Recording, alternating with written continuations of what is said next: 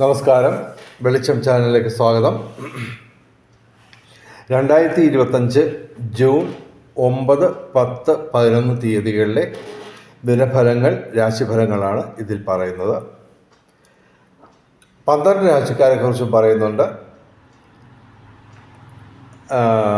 ഒരു ദിവസം ജ്യോതിഷപരമായിട്ട് നമ്മൾ മിനിമം അറിഞ്ഞിരിക്കേണ്ട കാര്യങ്ങൾ ഏറ്റവും ചുരുക്കി പറയാനാണ് ഇതിൽ ശ്രമിക്കുന്നത്.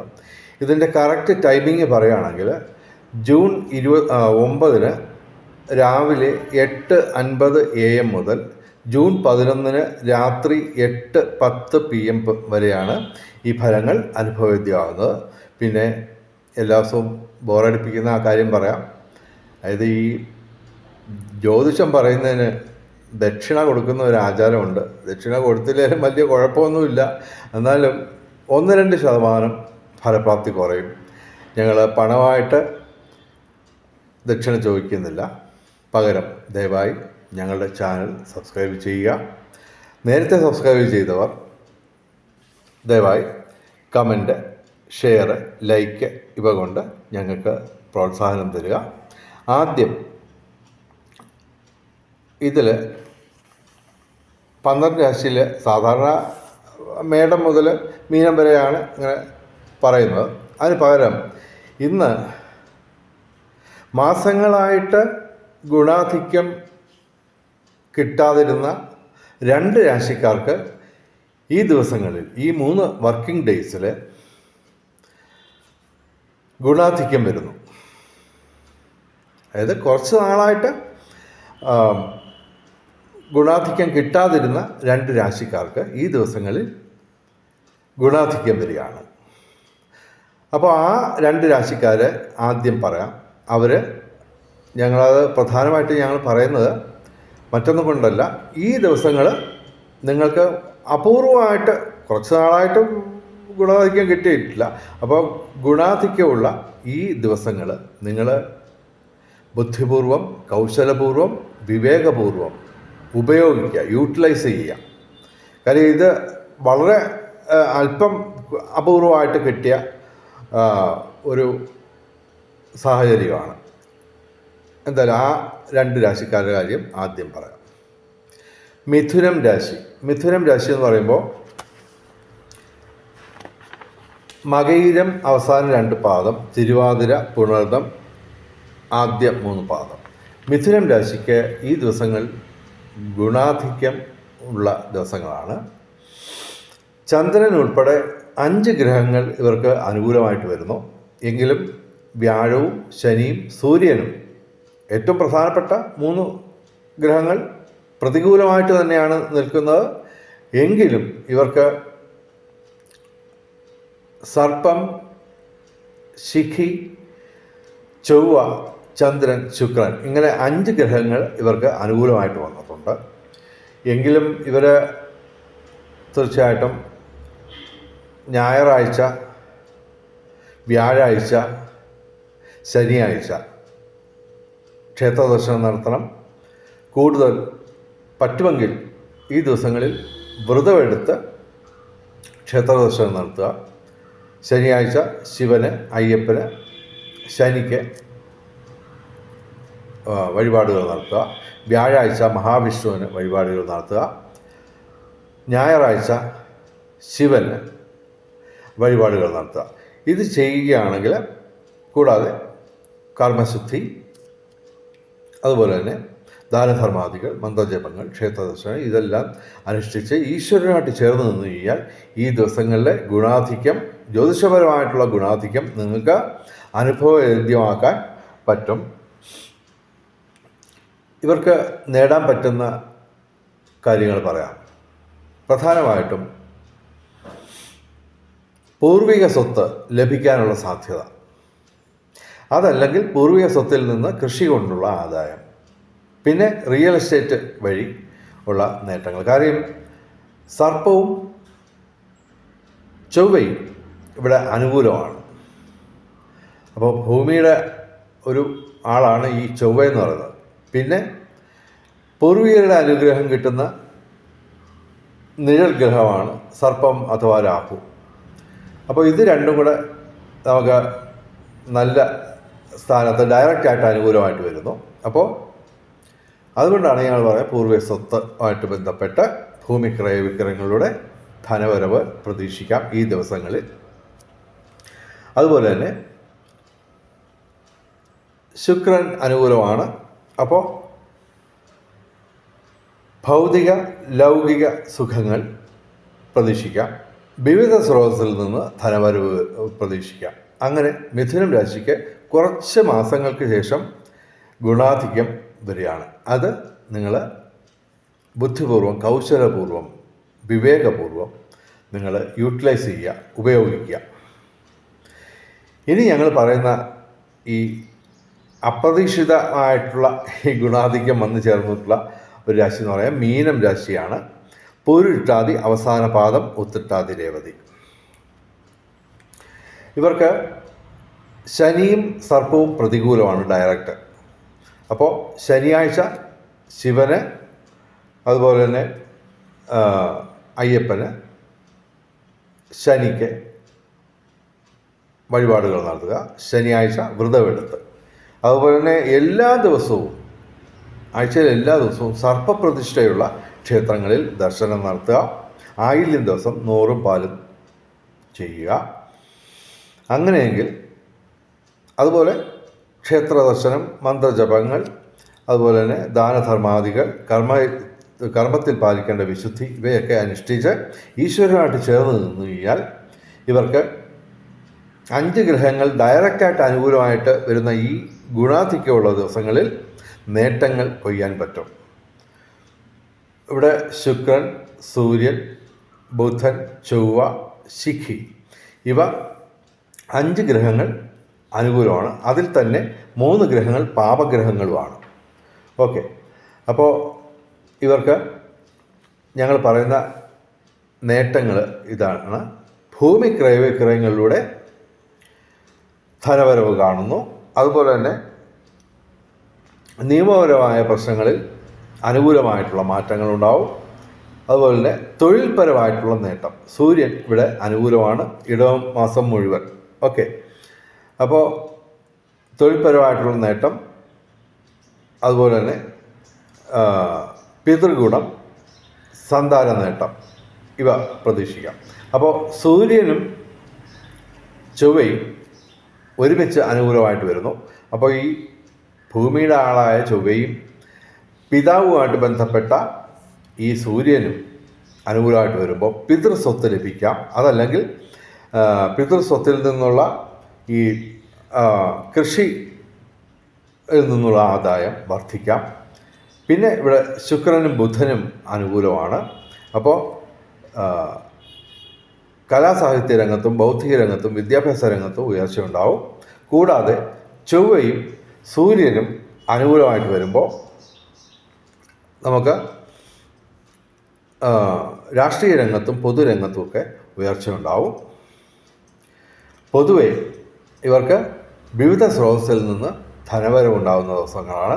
അപ്പോൾ അപ്രതീക്ഷിതമായിട്ട് വന്ന ഈ ഗുണാധിക്യമുള്ള ഈ 3 ദിവസം, 3 വർക്കിംഗ് ഡേയ്സ്, 2.25 ദിവസമാണ് ഏകദേശം ഈ ചന്ദ്രൻ്റെ ഒരു ഇത് വരുന്നത്. ചന്ദ്രൻ വൃശ്ചികം രാശിയിൽ, പക്ഷേ വൃശ്ചികം രാശിയിൽ നീച രാശിയിലാണ് ചന്ദ്രൻ നിൽക്കുന്നത്. അപ്പോൾ ഈ വീടുമായിട്ട് ബന്ധപ്പെട്ട്, ഗൃഹവുമായിട്ട് ബന്ധപ്പെട്ട് ഈ 12 രാശിക്കാരും ശ്രദ്ധിക്കേണ്ടത് ഇതാണ്. വീടുമായിട്ട് ബന്ധപ്പെട്ട് പ്രധാനപ്പെട്ട കാര്യങ്ങൾ തുടങ്ങി വെക്കരുത് ഈ ദിവസങ്ങളിൽ. അപ്പോൾ അത് പൊതുവെ പറഞ്ഞതാണ്, 12 രാശിക്കാർക്കും ബാധകമാണ്. മീനം രാശിക്ക് ഗുണാധിക്യമാണ്. ഓക്കെ, മിഥുനം രാശിക്കും മീനം രാശിക്കും ഗുണാധിക്യമാണ്. അത് അല്പം അപൂർവമായിട്ട് വന്നതാണ്. കാര്യം എന്ന് പറഞ്ഞു കഴിഞ്ഞാൽ ഈ കുറേ മാസങ്ങളായിട്ട് ഈ 2 രാശിക്കാർക്ക് വലിയ പ്രശ്നങ്ങളൊക്കെ ഉണ്ടായിരുന്ന ഒരു സമയമാണ്. അതിൽ നിന്ന് പെട്ടെന്നൊരു മാറ്റം വന്നിരിക്കുകയാണ്. അതവർ യൂട്ടിലൈസ് ചെയ്യുക. ഇനി നമുക്ക് ആദ്യം മുതൽ പറഞ്ഞു തുടങ്ങാം. മേടം രാശി, അശ്വതി, ഭരണി, കാർത്തിക, ആദ്യപാദം. ഇവർക്ക് ഗുണദോഷ സമ്മിശ്രമായിട്ട് ഫലം പറയുന്നു. എങ്കിലും ഇവർക്ക് 7 ശനിയാണ്. അതുകൂടാതെ അഷ്ടമത്തിലാണ് ചന്ദ്രൻ. ഓക്കെ, അപ്പോൾ ഇവർ തീർച്ചയായിട്ടും ശനിയാഴ്ച ശിവന്, അതുപോലെ തന്നെ അയ്യപ്പന്, ശനിക്ക് വഴിപാടുകൾ നടത്തുക ശനിയാഴ്ച. തിങ്കളാഴ്ച ശിവക്ഷേത്രത്തിലും വഴിപാടുകൾ നടത്തുക.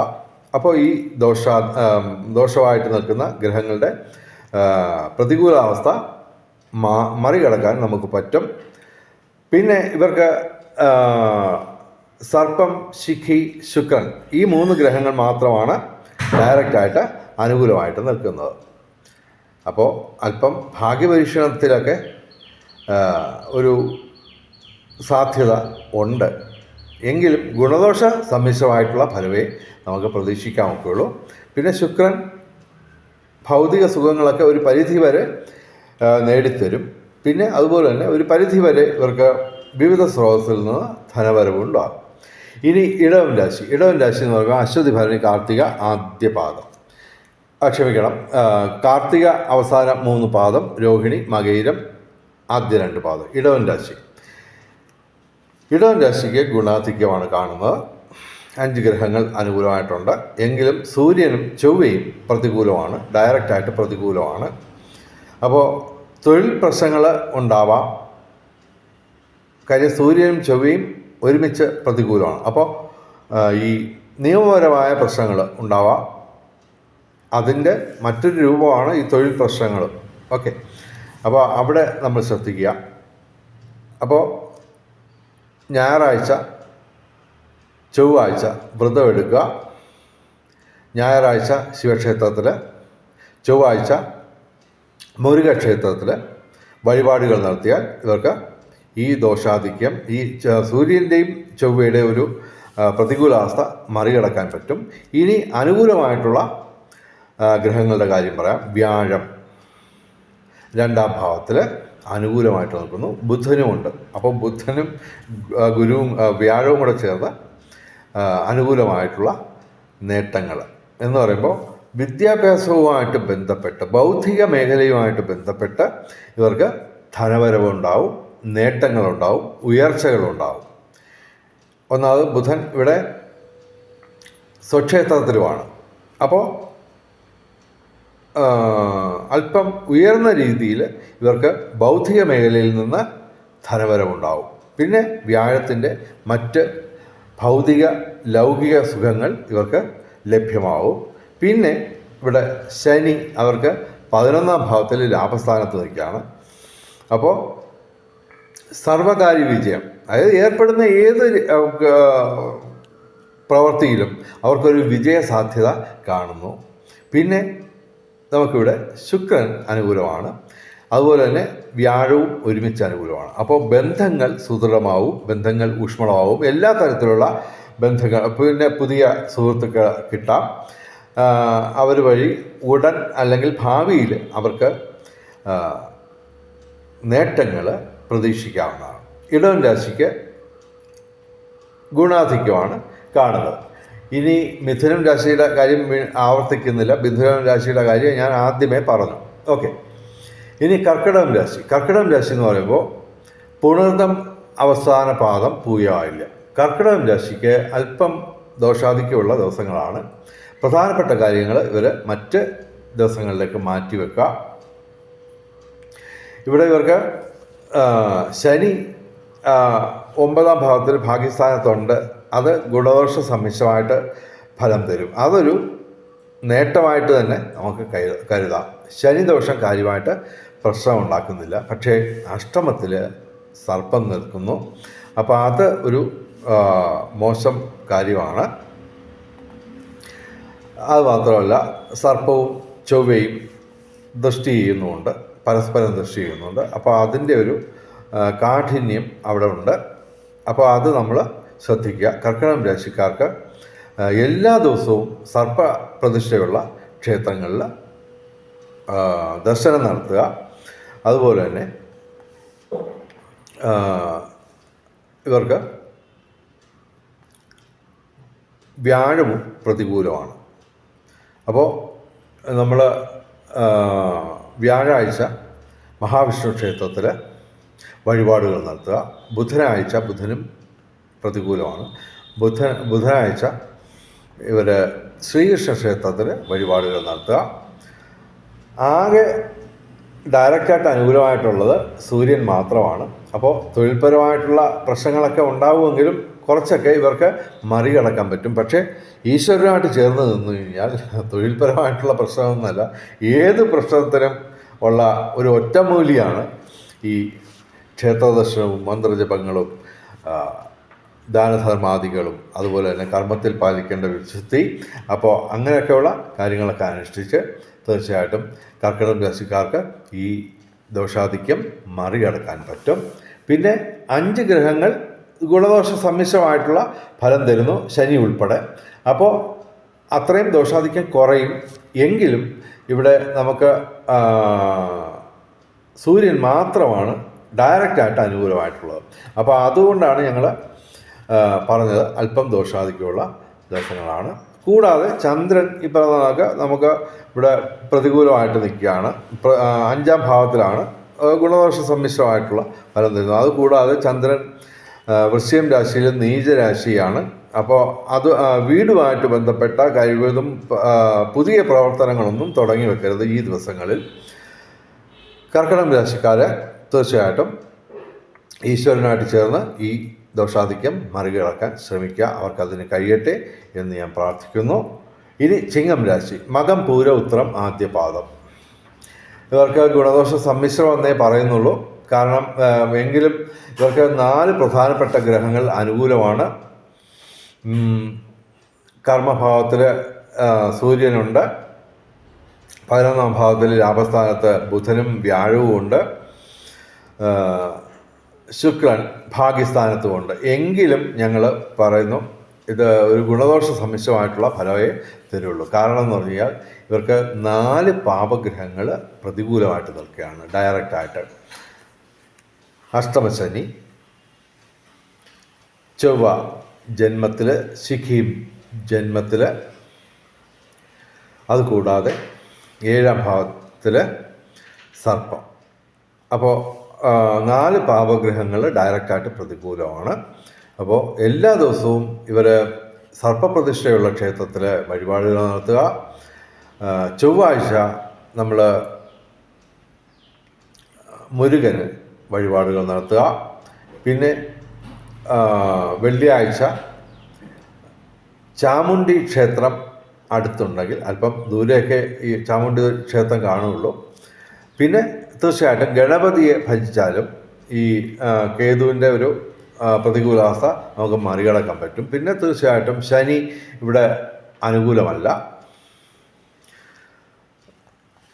അഷ്ടമത്തിലാണ്. അപ്പോൾ ഈ അഷ്ടമശനിയുടെ ഇത് മറികടക്കാൻ തീർച്ചയായിട്ടും ശനിയാഴ്ച വ്രതമെടുത്ത് ശിവന്, അയ്യപ്പന്, ശനിക്ക് വഴിപാടുകൾ നടത്തുക.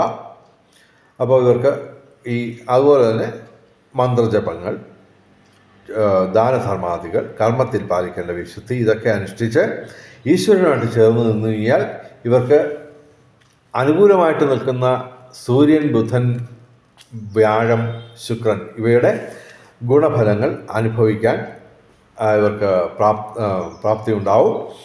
വ്യാഴം 11ാം ഭാവത്തിൽ ലാഭസ്ഥാനത്താണ്, ബുധനും ലാഭസ്ഥാനത്താണ് 11ാം ഭാവത്തിൽ. അപ്പോൾ ബൗദ്ധിക മേഖലയിൽ നിന്നും ഇവർക്ക് ധനവരവ് കാണുന്നു. അതുപോലെ തന്നെ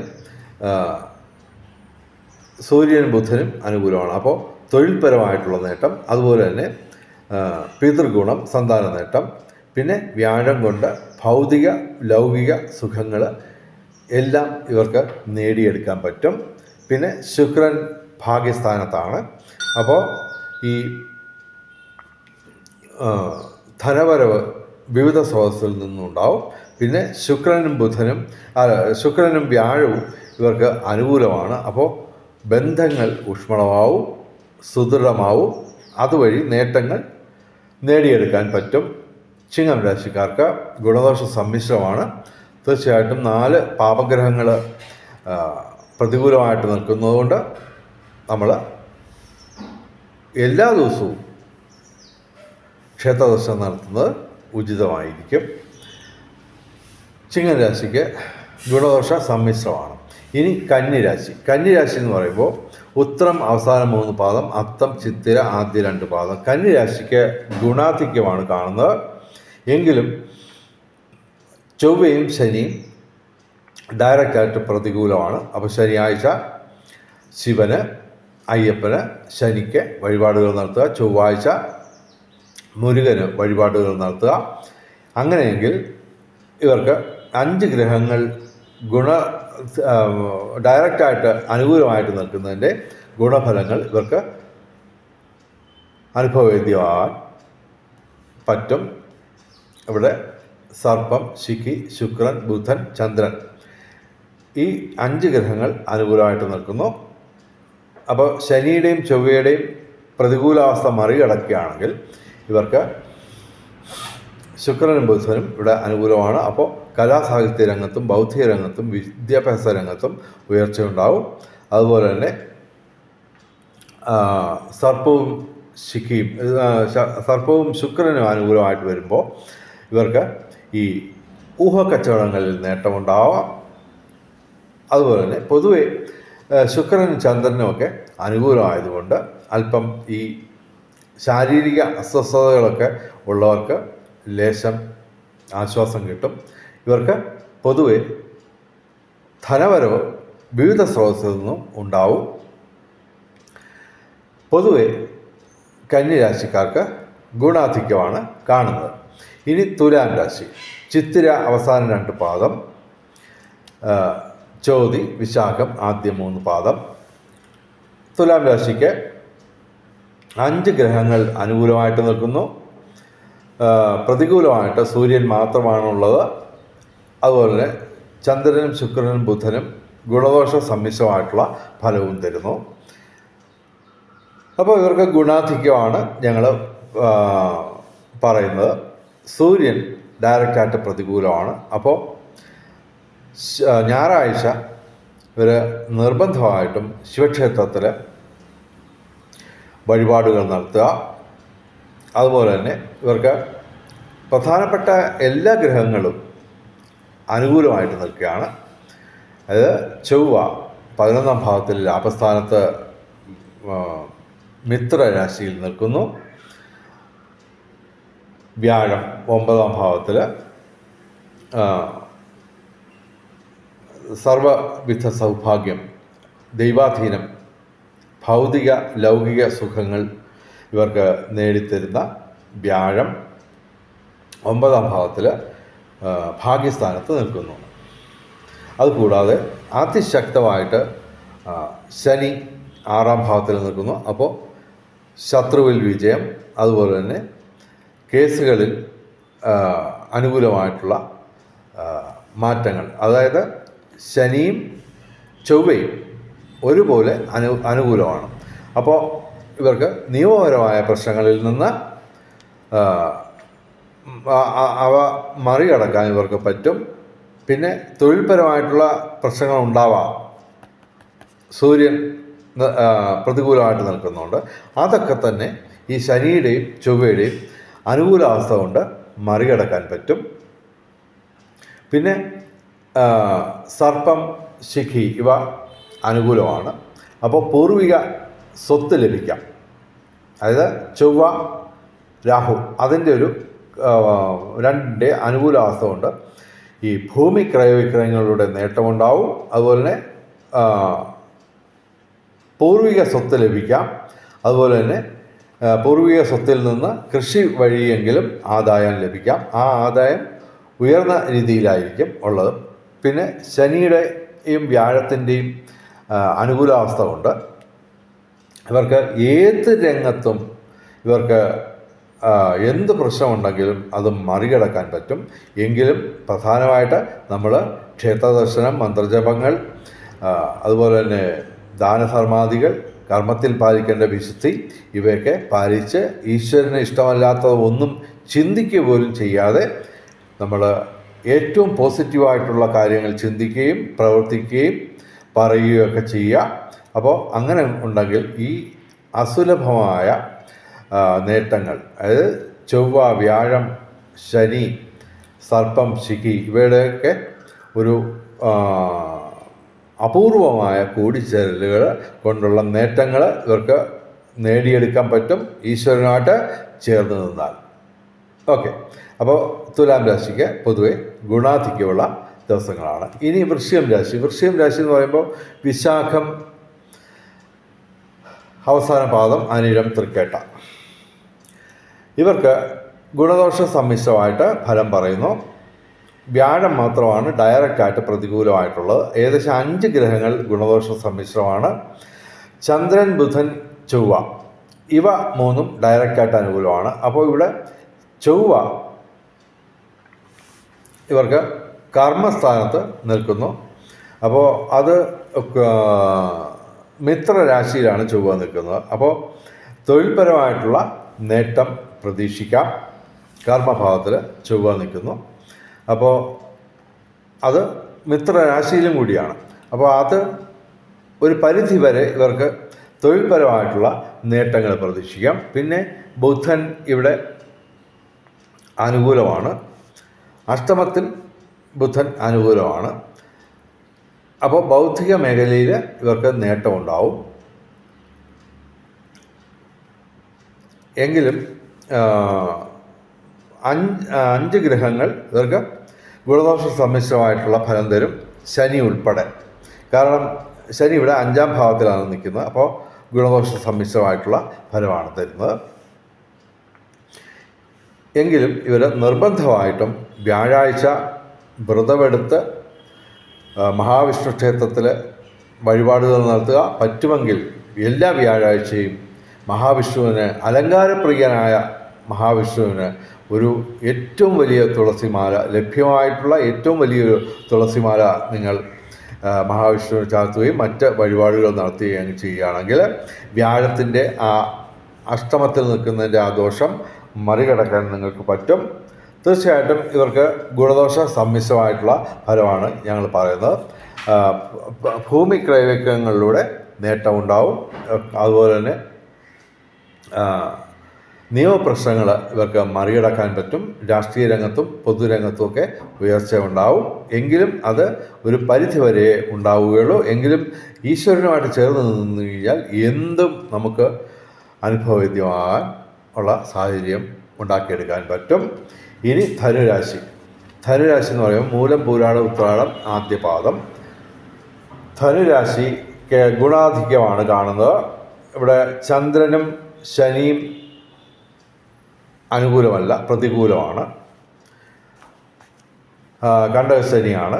അതുപോലെ ചന്ദ്രൻ 12ാം ഭാവത്തിൽ നീചരാശിയിൽ നിൽക്കുന്നു. അതുകൊണ്ട് നിർബന്ധമായിട്ട് നിങ്ങൾ വീടുമായിട്ട് ബന്ധപ്പെട്ട ഒരു പുതിയ പ്രവർത്തനവും തുടങ്ങി വെക്കരുത് ഈ ദിവസങ്ങളിൽ.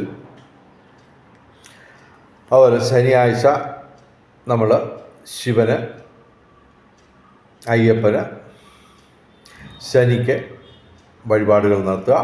തിങ്കളാഴ്ച ശിവക്ഷേത്രത്തിൽ വഴിപാടുകൾ നടത്തുക.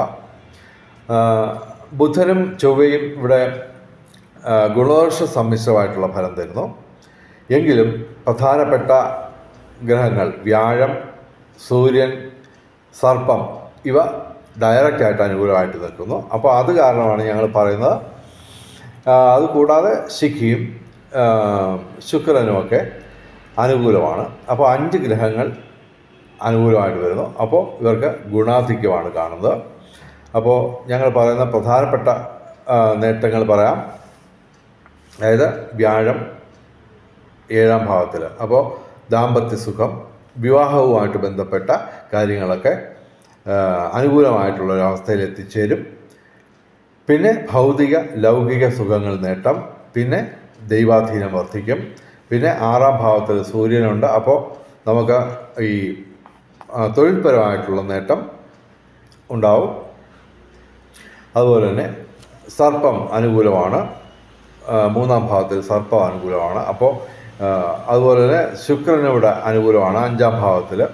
അപ്പോൾ തീർച്ചയായിട്ടും അതിൻ്റെ കൂടെ നമുക്ക് 6ാം ഭാവത്തിൽ സൂര്യനും അനുകൂലമാണ്. അപ്പോൾ നമുക്ക് ഈ പിതൃ സ്വത്തുമായിട്ട് ബന്ധപ്പെട്ട് അനുകൂലമായിട്ടുള്ള സംഭവങ്ങളുണ്ടാവും, നേട്ടങ്ങളുണ്ടാവും. ശുക്രൻ 5-ാം ഭാവത്തിലും അതുപോലെ സൂര്യൻ അനുകൂലമായിട്ട് നിൽക്കുന്നതുകൊണ്ട് സന്താന നേട്ടവും പ്രതീക്ഷിക്കാം. പിന്നെ ഇവർക്ക് സർപ്പവും ശുക്രനും ഉള്ളതുകൊണ്ട് ഭാഗ്യപരീക്ഷണങ്ങൾ അനുകൂലമായിട്ടുള്ള സംഭവങ്ങളുണ്ടാവും. അതുമാത്രമല്ല സർപ്പം, ശുക്രൻ, സൂര്യൻ ഇവയുടെ 3ൻ്റെ കൂടിച്ചേരലുകൾ വന്നിരിക്കുകയാണ്. അപ്പോൾ ഇവർക്ക് പിതൃസ്വത്തുമായിട്ട് ബന്ധപ്പെട്ട്, പൂർവിക സ്വത്തുമായിട്ട് ബന്ധപ്പെട്ട് ഒന്നുകിൽ പൂർവിക സ്വത്ത് ലഭിക്കുകയോ അല്ലെങ്കിൽ റിയൽ എസ്റ്റേറ്റ് വഴി നേട്ടം ഉണ്ടാവുകയോ അതല്ലെങ്കിൽ കൃഷിയിൽ നിന്ന് ആദായം, അതായത് പൂർവിക സ്വത്തിൽ നിന്നുള്ള കൃഷിയിൽ നിന്നുള്ള ആദായവും ലഭിക്കാനുള്ള സാധ്യതയാണ്. പൊതുവെ ഇവർക്ക് നല്ല ദിവസങ്ങളാണ്. വിവിധ സ്രോതസ്സിൽ നിന്ന് ധനവരവുണ്ടാവും. ഇനി മകരം രാശി. ഉത്രാടം അവസാനം 3 പാദം, തിരുവോണം, അവിട്ടം ആദ്യ 2 പാദം. മകരം രാശിക്ക് ഗുണദോഷ സമ്മിശ്രമാണ്. ഇവർ വ്യാഴാഴ്ച മഹാവിഷ്ണു ക്ഷേത്രത്തിലും ചൊവ്വാഴ്ച മുരുകക്ഷേത്രത്തിലും വഴിപാടുകൾ നടത്തുക. ഇവർക്ക് ശനി അനുകൂലമാണ്. അപ്പോൾ ഏത് കാര്യത്തിനും ഒരു വിജയസാധ്യത ഇവർക്ക് നിലനിൽക്കുന്നു. എങ്കിലും ചൊവ്വയും വ്യാഴവും ഇവർക്ക് പ്രതികൂലമായിട്ട് നിൽക്കുന്നതുകൊണ്ട് അതുമാത്രമല്ല, മൊത്തം ഒരു 4 ഗ്രഹങ്ങൾ മാത്രമാണ് ഡയറക്റ്റായിട്ട് അനുകൂലമായിട്ടുള്ളത്.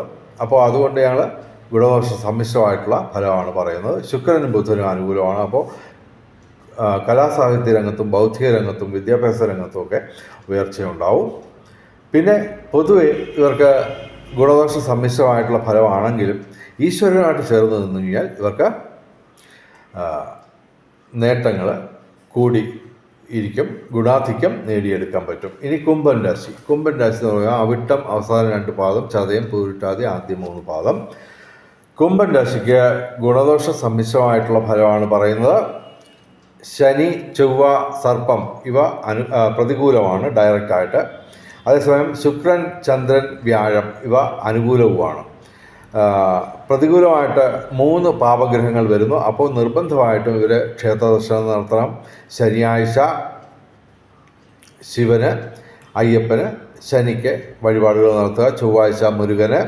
അതുപോലെ തന്നെ സർപ്പം പ്രതികൂലമാണ്, ജന്മരാഹുവാണ്.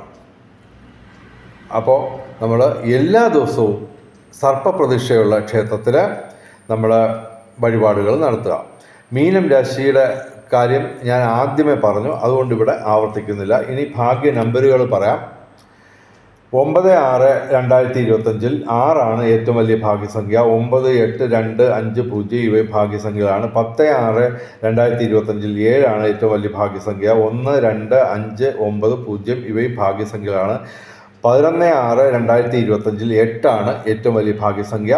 9, 2, 1, 5, 6 ഇവയും ഭാഗ്യസംഖ്യകളാണ്. ബ്രഹ്മമുഹൂർത്തം നോക്കാം. 9, 10, 11 തീയതികളിൽ രാവിലെ 4:31 AM മുതൽ രാവിലെ 5:19 AM വരെയാണ് ബ്രഹ്മമുഹൂർത്തം. 9, 10, 11 തീയതികളിൽ. 11-ാം തീയതി അഭിജിത്ത് മുഹൂർത്തം ഇല്ല. 9-ാം തീയതി ഉച്ചയ്ക്ക് 12 PM മുതൽ 12:51 PM വരെയാണ് 9-ാം തീയതി അഭിജിത്ത് മുഹൂർത്തം. 10-ാം തീയതി ഉച്ചയ്ക്ക് 12:01 PM മുതൽ 12:51 PM വരെയാണ് 10-ാം തീയതി അഭിജിത്ത് മുഹൂർത്തം. 11-ാം തീയതി അഭിജിത്ത് മുഹൂർത്തം ഇല്ല. ബ്രഹ്മമുഹൂർത്തത്തിലും അഭിജിത്ത് മുഹൂർത്തത്തിലും പ്രധാനപ്പെട്ട കാര്യങ്ങൾ ചെയ്യാൻ ശ്രമിക്കുക.